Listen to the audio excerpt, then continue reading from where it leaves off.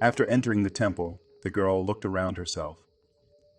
Silence prevailed in the temple, and her heart calmed down. I don't think it's following me anymore. Hello? Is anyone here? But she didn't hear any sound. The door behind her closed with a clank, and the girl became trapped inside the temple. The girl, however, decides to search for a way out of the temple. Using the glowing feather that she has with her, she steps around the perimeter of the old temple. The sound of the girl's footsteps on the cold stone floor of the temple is audible, and the only other sound she hears is her own breathing. A feeling of silence and calmness is felt in the air of the temple. The walls and ceiling of this temple clearly indicate that it has been built many years ago and is gradually falling apart. Did you think you could escape, lost child? Where have you brought me? You came to this place yourself. She said to the crow. I'm getting out of here however it takes. Try to find the way, lost child, but you cannot leave here. Talking to Crow is useless. I have to find a way out myself. The girl is trapped in an old temple and is trying to escape.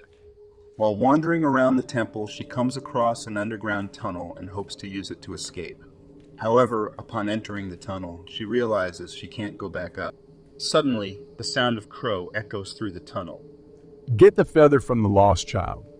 Skeletons emerge from the corners of the tunnel and start moving towards her. The girl desperately searches for a way out. At the end of the hallway, she sees a door that won't open at first, but with another attempt, she manages to open it and locks the door behind her once she's inside. She enters an unknown room, and as she moves, she hears a crumbling sound. It seems like she has knocked something over. As she looks down, she sees many eyes staring back at her from the ground, watching her every move. Suddenly, a rough voice said, "Hey, you little girl.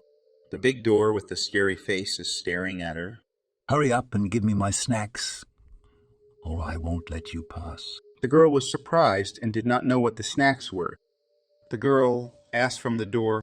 What do you mean by snacks? Door looked down at the ground and said, "These eyes are my snacks." The girl gathered her courage and threw the eyes on the ground towards the door with force. The big door with a grumbling sound said to the girl, "Now leave me alone, I want to sleep." and the door opened.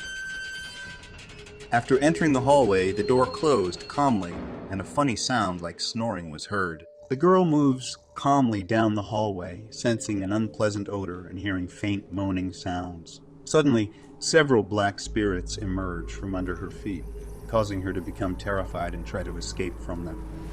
As she reaches the outside of the hallway, a bad smell fills her nose, and with the presence of gravestones around her, she realizes she is in a cemetery. Frightening sounds from beneath the ground reach her ears, making her scared and forcing her to flee. After escaping, the girl doesn't know where to go, and while thinking about what she should do, she hears Crow's voice saying, You belong here, lost child. I want that feather. The girl says, No, I don't want to stay here. which angers the crow. I said you belong here. The crow's form begins to change, and in a short time it turns into a large black hand. Now make sure you can't go anywhere, lost child. The girl runs away in a hurry and in an attempt to hide. She runs towards a tree. With a lot of effort, she managed to enter the tree's hole and then tried to breathe calmly. The girl was lost in thought, wondering if she would ever be able to return home. With a feeling of regret and sadness, she whispered to herself. I'm sorry for being a bad daughter, Mom and Dad.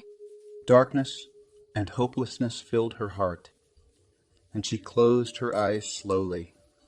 But deep down she longed to go back home and see her parents again. Suddenly, a creature with white wings appeared next to her. She tried hard and eventually found her way out. Now she didn't need to use the feather anymore. I had to help another lost child. She woke up from her sleep and looked surprised at the sunset. The sky was getting dark, and she thought to herself that all these events might have been a dream. She said to herself, I have to go back home. As she was walking home, she heard Crow's voice saying, No, you don't belong here. She loudly told the crowd. I am no longer a lost child and do not want to go with you. The crow's angry voice gradually faded away. She hurried towards her home with tears in her eyes and apologized to her mother and father.